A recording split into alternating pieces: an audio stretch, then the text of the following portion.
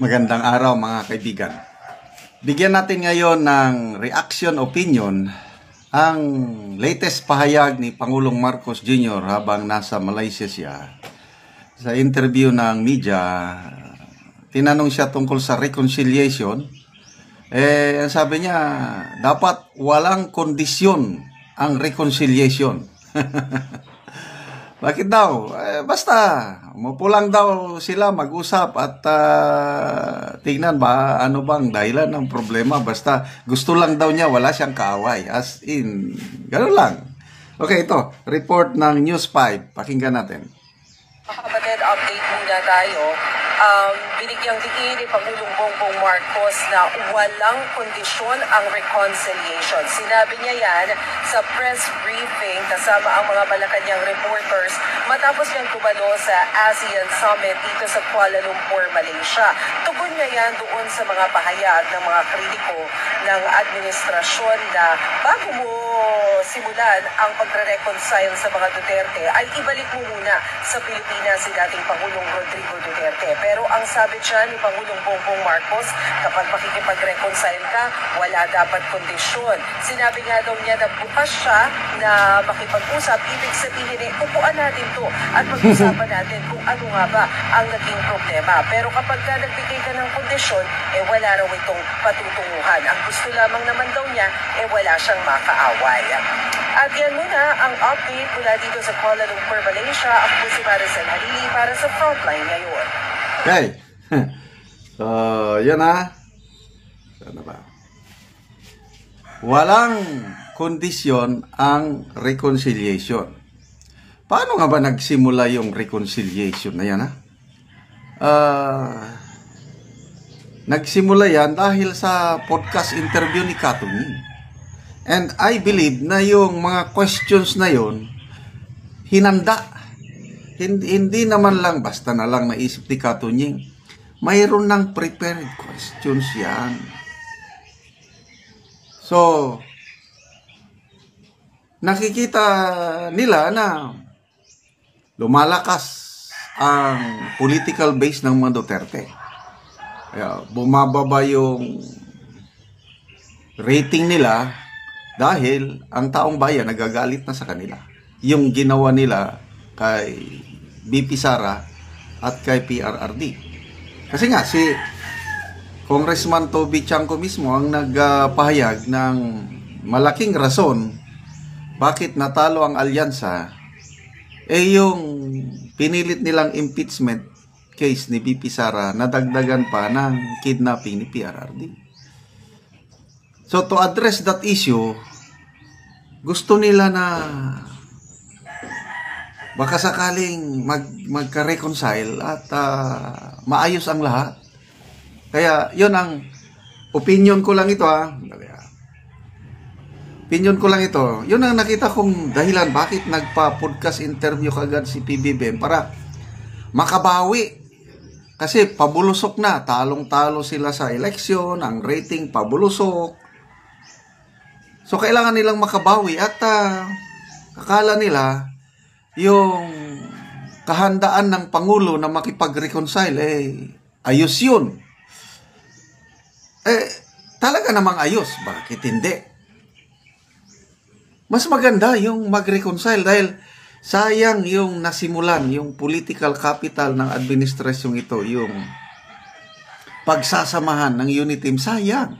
At may magagawa pa yung itong remaining 3 years ng administrasyong ito, marami pang magagawa. Kung magkaayos, kung mag-reconcile. Pwede, maganda. Kaya lang, hindi naman pwede. Kung ako ang Duterte family, anak ba ako mismo si Tatay Digong, ano yan? Nakakulong ako, nakakulong ang tatay ko, tapos mamaya kalimutan na lang yun at mag-reconcile tayo, bati ulit. Sabi nga ni yung illustration ni Mr. Rigoberto Tiglao sa kanyang column na mayroong bully na estudyante sa eskwelahan, malaking estudyante. Binubuli niya yung maliit na estudyante, mamaya pinatulan ng maliit, isang uppercut lang, tumba ang bully. Then, bumangon ng bully, bati na tayo. Kasi napatunayan na ng bully, hindi niya kaya malit eh. Bati na tayo, magkaibigan na. Parang ganun nangyari. Inimpeach nila si BP Sara. Kinidnap si Tatay Digong. Ngayon, nagkadipo-dipo na sila. Talo sila sa eleksyon. Baba ang rating nila. O, yan. Reconcile na tayo. Pwede ba yun? Ay, nako. Anong klaseng pag-iisip? Kaya, ako, tama yung sinasabi ni na Senator Bongo, sinasabi ni na Attorney Panelo, na ibalik nyo muna si Tatay Digong at pwede. Bakit hindi? Kailang, kung wala silang gagawin para ibalik si Tatay Digong, suntok sa buwan yung reconciliation na yan. Kalimutan na lang. So, unang pagkakamali, yung tanong ni Katunyeng, sana hindi na lang itinanong yon. Kasi, kahit anong sagot ng Pangulo, malalagay siya sa alanganin. Tanong, gusto mo pang mag-reconcile? Pag sagot niya, hindi, mapapasama siya. Bakit naman? Ikaw ang amahan ng bansa, dapat i-unite mo. Oh. Yan, sabi niya, gusto ko. Oh, yan, gusto, maganda. Kailang, ibalik niyo muna si Tatay Digong. Yun ang kondisyon.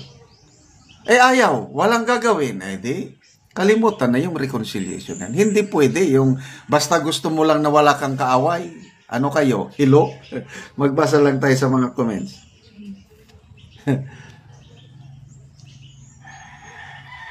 Dowry Buitini, sana. Then, no peace.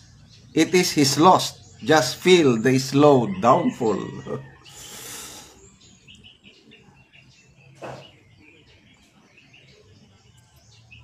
Josephine Kasibawara, no need makipag-away siya sa mga Duterte. Siya mismo gumawa ng gulo sa Pilipinas. Bakit ayaw niya aminin ang nangyari sa gulo? Maribet Lailobuan, ngagba ka talaga Junior. Iba ang lumalabas sa bibig mo sa ginagawa mo. Ganyan talaga pag... Rebecca Balingit, mahirap reconciliation kung hindi ka magpapalaya. Wala pa din peace and grace. Gio Nyokose, hindi seryoso sa reconciliation. Ikaw ang nagkamali at ang gusto mo masunod ikaw pa rin kahit di itamang pagkakamali. Ibang klase, mapagmataas ka. Lalo kaya, alam, halos lahat ng comments dito, negative sa presidente. O sige, kung ano ang iyong itinanim, yan din ang inyong aanihin. Salamat mga kaibigan sa inyong pagsubaybay sa ating channel. Nakakatulong kayo ng malaki sa tribong Talandig ng Bukidnon.